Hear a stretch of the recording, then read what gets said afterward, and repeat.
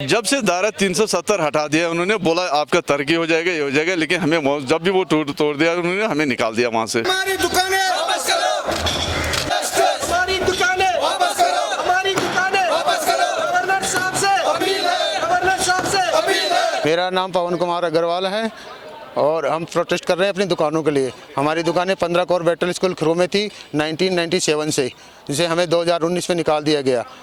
वहाँ से हम अपनी दुकानें वापस चाहते हैं। इसी के लिए हम प्रोटेस्ट कर रहे हैं कि हम अपने बच्चों को पाल सके, अपना रोजगार कर सके। मेरा नाम गुलामुद्दीन रासर है, मैं खरू भजन से आया हूँ सर। प्रोटेस्ट इसलिए कर रहे हैं, हम 20-25 साल से दुकान चला रहे हैं खरू आर्मी कैंप में।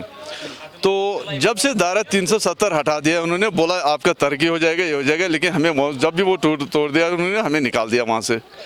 हमारा रिक्वेस्ट ये है कि हम इतने सालों से वहाँ दुकान चला रहे हैं, तो अभी हम बाहर कुछ नहीं कर सकते। हमने लोन निकाला, पैसे निकाला, उधर दुकानें रिपेयर किया, बहुत पैसा लगा दिया उसमें, अभी हम बाहर कुछ नहीं कर सकते सर। बोलते हैं कि अब एक्स सर्विसमैन को दुकान देनी है, सिविलियनों को दुकान से निकालना है। बाकी कश्मीर में ऐसा भी कहीं पे कुछ नहीं हुआ, सिर्फ ये अन्याय हमारे साथ हुआ है।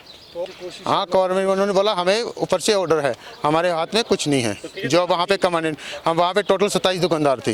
वो तो बिल्कुल गैरेज था, हमने पैसा लगा दिया उसमें, टायर लगा दिया, वो लगा दिया, शोरूम बना दिया। उन्होंने बोला कि आपका दुकान जब तक कैंप है तब तक चलता रहेगा।